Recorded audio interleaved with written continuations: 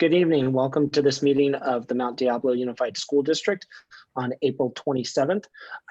We will go ahead and start with the roll call. I will begin with Ms. Mayo. Here. Ms. Durkee. Here. Ms. Mason. Here.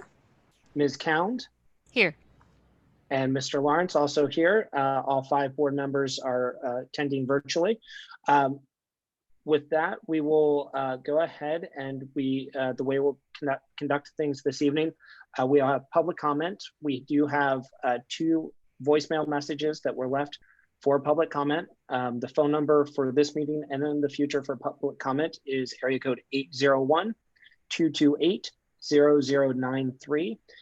We also have an email address for board comments, which is boardcomments@mdusd.org.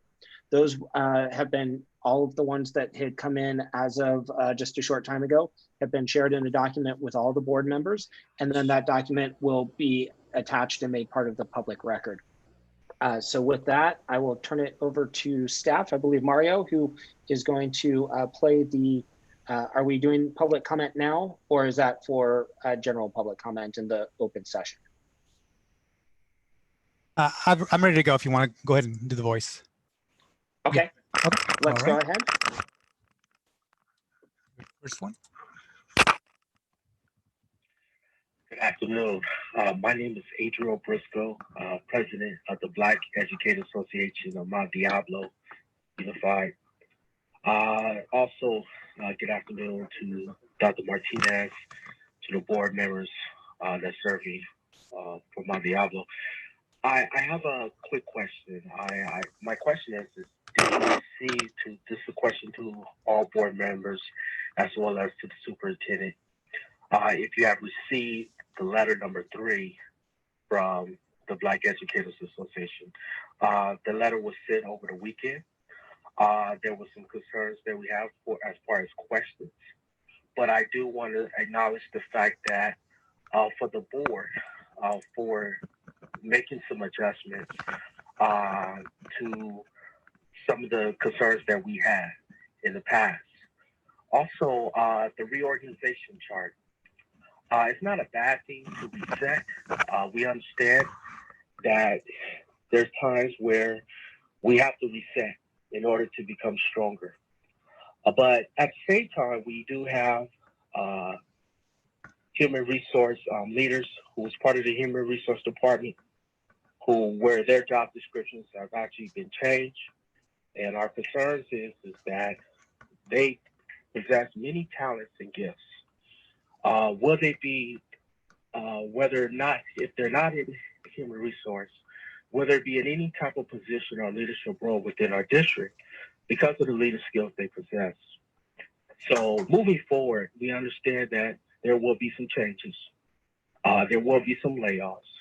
However, we do want to make sure that the hiring practices will reflect the diversity within our district when selecting administrator for those positions, as well as we want to move forward to continue on a regular basis as a practice to continue to hire diversified staff members to this district. We understand that classified certificate, we all get hit. But I do want to make this quick comment that there are some college advisors that are actually going to be reduced 2 weeks as far as their pay because of the new alignment. Many of our college advisors work long hours. They work on the weekends. They work side by side with parents, community members. They actually really do a lot of work, a lot of work behind the scenes in helping our students be better prepared for college and career. So we do want to make sure that. That was the end of the first message, and I'll have another message to play for you folks.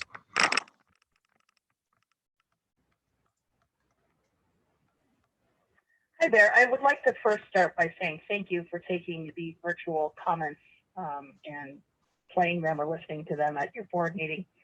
My comment today is regarding the Mount Diablo High School PE department, for almost over 10 years, if I'm not mistaken, they only had one female PE teacher, and the others were all males.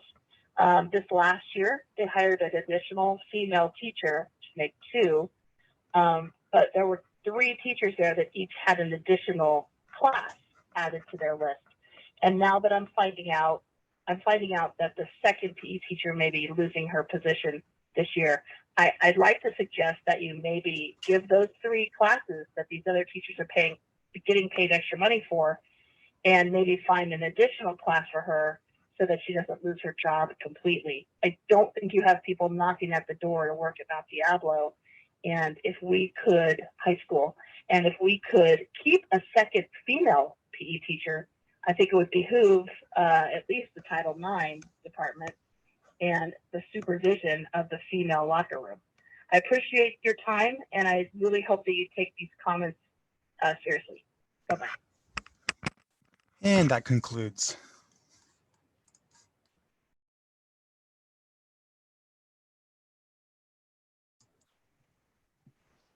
And that was the last. Great. Okay, great. Thank you. So with that, the board in closed session will be covering item 3.1, expulsion of student 13-20 from all regular schools. Item 3.2, expulsion of student 14-20 from all regular schools. We will be covering negotiations, where we will be talking with our agency negotiators. We do have one case of discipline, dismissal, release, or reassignment of a public employee, which is item 3.4. And then in item 3.5, we will be starting the superintendent's evaluation. And so with that, we will adjourn to closed session, and then we will reconvene open session. We're targeting at 7 p.m. Thank you.